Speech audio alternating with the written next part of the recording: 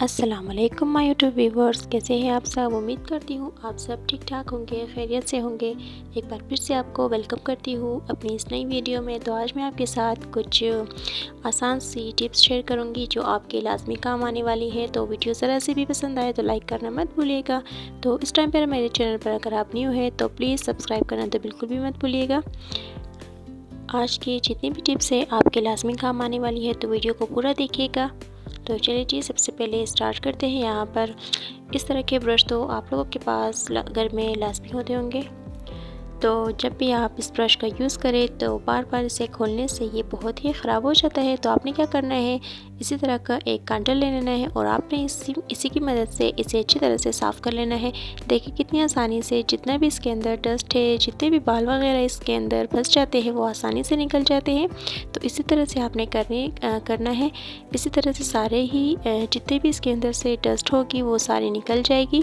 तो इसमें क्या होता है कि हमें अगर इसे साफ़ करना होता है तो हमें इसके ब्रश सारे खोलने पड़ते हैं, साफ़ करने पड़ते हैं। तो इस तरह से इसके जो ब्रश है वो लूज़ हो जाते हैं बार बार खोलने से। तो आपने इसे बिल्कुल भी नहीं खोलना, बस आपने इसी की मदद से अच्छी तरह से साफ़ कर लेना है। और आप देखेंगे कितनी आसानी से ये साफ़ हो चुका था। तो फ़िलहाल तो मैं इसे अच्छी तरह से साफ़ कर रही हूँ बिना इसी ब्रश को खोले। तो देखिए कितनी आसानी से ये सारा साफ़ हो चुका था। तो मैंने अभी इस ब्रश को अच्छी तरह से वॉश कर लिया है, बिल्कुल भी ये नया दिख रहा है। तो उम्मीद करती हूँ ये टिप आपको ज़रूर पसंद आई होगी।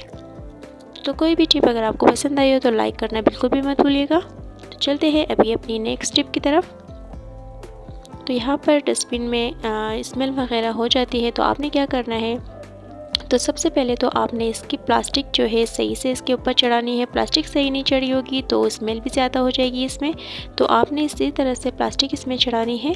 तो आप देखेंगे कि आपकी प्लास्टिक बिल्कुल उसी जगह पर टिकी रहेगी और बिल्कुल भी नहीं हिलेगी। तो उम्मीद करती हूँ ये टिप भी आपको ज़रूर पसंद आई होगी। ये छोटी छोटी टिप हमारा काम आसान कर देती है।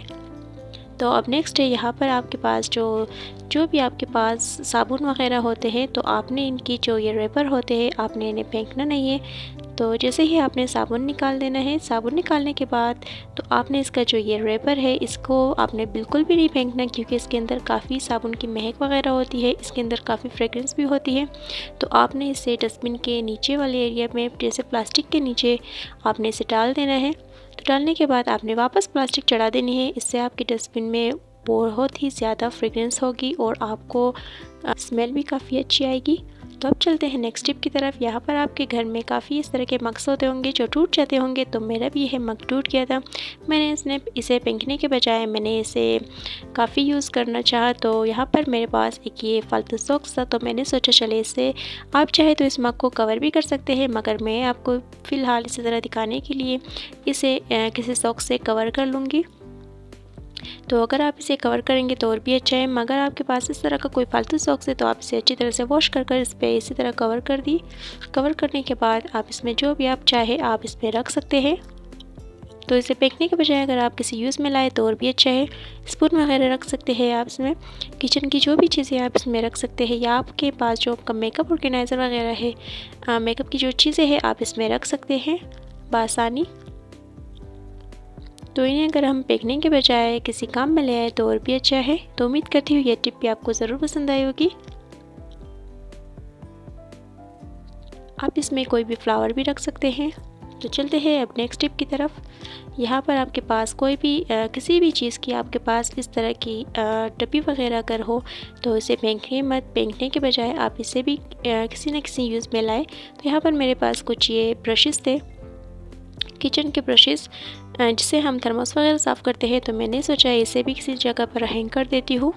तो यहाँ पर मैंने इसे अच्छी तरह से हैंग कर दिया है। हैंग करने की सूरत में मैंने इसे चिपका लिया है डबल साइडेड की टेप पे। आपके पास अगर डबल साइडेड टेप है तो और भी अच्छा है, वरना आप ग्लू से भी इसे चिपका सकते हैं टाइल पर। देखिए आसानी में इसे ले भी सकती हूँ और वापस रख भी सकती हूँ। इस तरह से एक ही जगह पर ये ऑर्गेनाइज रहेगा। तो उम्मीद करती हूँ ये टिप भी आपको ज़रूर पसंद आई होगी। चलती है अब नेक्स्ट टिप की तरफ। इस तरह के तो ब्रशेस आपके पास होते ही होंगे, तो आप इन्हें भी फेंकने के बजाय किसी न किसी काम में ले आए। तो आज आपको मैं सिखाऊंगी कि आपने किस तरह से इसे जैसे आप थर्मोस वगैरह साफ़ करते हैं तो वो इससे आसानी साफ़ कर सकते हैं। बस आपने इसे थोड़ा सा गर्म कर लेना है। माचिस की मदद से या लाइटर की मदद से अगर करेंगे तो और भी अच्छा है। इसे थोड़ा सा गर्म कर यूँ टेढ़ा कर लेना है। टेढ़ा करने के बाद तकरीबन 10 सेकंड तक आप इसे इसी तरह रहने दें। ये बिल्कुल ही इसी शेप में ये रुक जाएगा, बन जाएगा। तो जिस शेप में आप इसे बनाना चाहें आप बना सकते हैं। तो ये टिप भी काफ़ी अच्छी है, तो उम्मीद करती हूँ ये टिप भी आपको ज़रूर पसंद आई होगी। तो इस टाइम पर अगर मेरे चैनल पर न्यू है तो सब्सक्राइब करना मत भूलिएगा। तो ये जो ब्रशेस वगैरह होते हैं ये हमारे बहुत काम आते हैं। तो अब चलते हैं नेक्स्ट टिप की तरफ। यहाँ पर आपके पास इस तरह की कोई भी टेप वगैरह होती होगी, तो जब टेप ख़त्म हो जाए तो इसके जो होते हैं रोल वगैरह ये फेंकिए मत। फेंकने के बजाय आप इसे भी यूज़ में ला सकते हैं।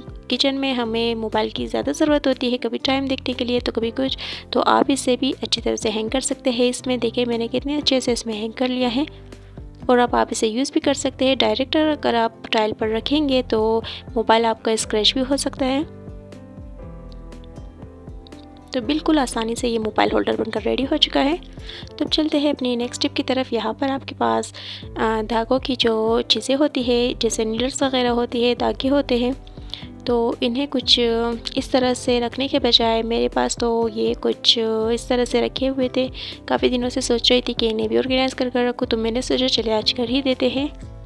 तो इन सबको मैं अलग कर लूँगी। सारी जितनी भी नीडल्स है वो सारी अलग कर लूँगी और धागे भी बिल्कुल एक ही जगह कर लूँगी। तो अब ये बिल्कुल खाली हो चुका है। मेरे पास एक ये पता नहीं इसे क्या बोलते हैं, मगर ये जो एक गत्ता था, मैंने इसे लेकर बिल्कुल इसी साइज़ का कट कर लिया है। कट करने के लिए मैंने इसे कट करने के बाद मैंने इस पर रख दिया है। तो रखने के बाद अब ये जो टूथपिक होती है इसकी मदद से आप बहुत ही अच्छा अपने धागों के लिए ऑर्गेनाइज़र बना सकते हैं। तो अब मैं इसे एक एक कर यहाँ पर लगा लूँगी। जितना फासला मुझे चाहिए होगा मैं लगा लूँगी वहाँ पर। और देखिए कितनी आसानी से धागे इस पर टिक भी रहे हैं और ये बिल्कुल भी नहीं गिरेंगे। तो सारे धागे एक ही जगह रखने से अच्छा है तो इसमें अच्छी तरह से ऑर्गेनाइज़ होकर रहे।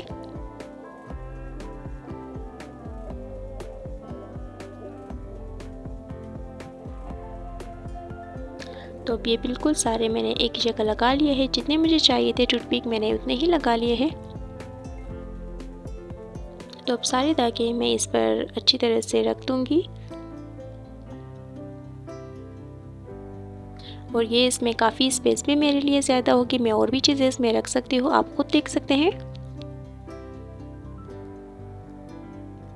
तो सारी चीज़ें बिखरने के बजाय अगर सिमटी हुई हो तो और भी अच्छा है, हमारे खुद के लिए भी आसानी हो सकती है। तो चंद टूथपिक मैं इसमें लगा लूँगी एक्स्ट्रा, ताकि मुझे काम आए आगे चलकर भी।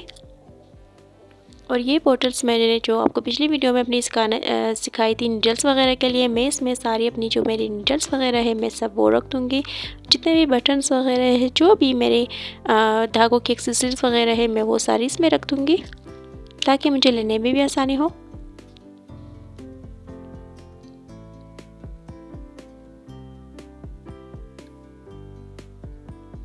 और अब ये आसानी से मैं इसमें से नीडल निकाल भी सकती हूँ।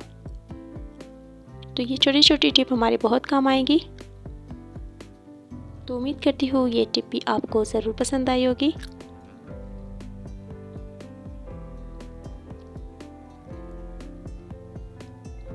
तो अब चलते हैं अपनी नेक्स्ट टिप की तरफ। हमारी नेक्स्ट टिप है, यहाँ पर हमारी जो किचन के जो कबर्ड वगैरह होते हैं, किचन के जो ड्रॉर वगैरह होते हैं, तो उन्हें हमें इसी तरह नहीं रखना चाहिए। उनमें कोई सामान हमें कोई ना कोई वाटरप्रूफ शीट ज़रूर बिछानी चाहिए, ताकि अगर कोई भी पानी इस पर गिरे डायरेक्ट इसके अंदर ना हो।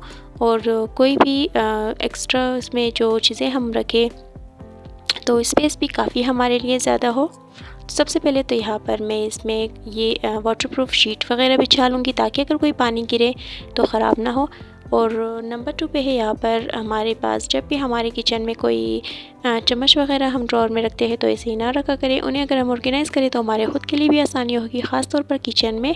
तो यहाँ पर मेरे पास एक ये मेरा स्पून ऑर्गेनाइज़र था। तो आप चाहे घर में भी अपने लिए ऑर्गेनाइज़र आसानी से बना सकते हैं। तो मेरे पास तो पहले से ही मौजूद था, तो मैंने सोचा चले आपको एक बार दिखा देती हूँ कि इन्हें कि मैंने कैसे ऑर्गेनाइज़ कर रखा हुआ है।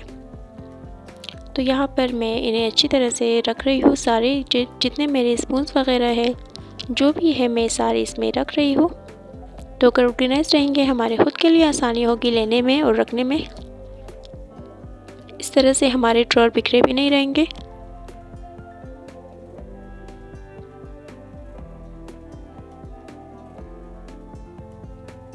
तो देखिए अभी देखने में भी अच्छा लग रहा है।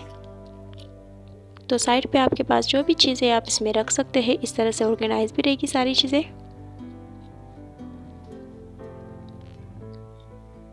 तो उम्मीद करूँगी ये सारी टिप्स आपको ज़रूर पसंद आई होगी। वीडियो को पूरा वॉच कीजिएगा, लाइक भी करना मत भूलिएगा। और अब हमारी नेक्स्ट टिप है यहाँ पर।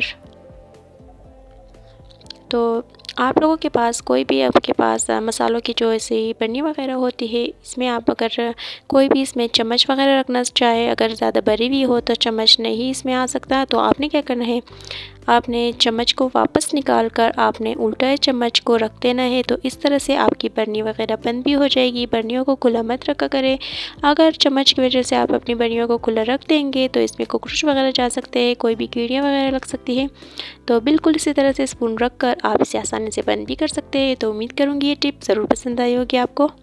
बस यही तक थी हमारी आज की टिप्स। उम्मीद करूँगी आपको सारी टिप्स ज़रूर पसंद आई होगी। तो अब नेक्स्ट टिप के लिए वेट कीजिएगा। तब तक के लिए आप सब अपना बहुत सारा ख्याल रखिएगा। अल्लाह हाफिज़।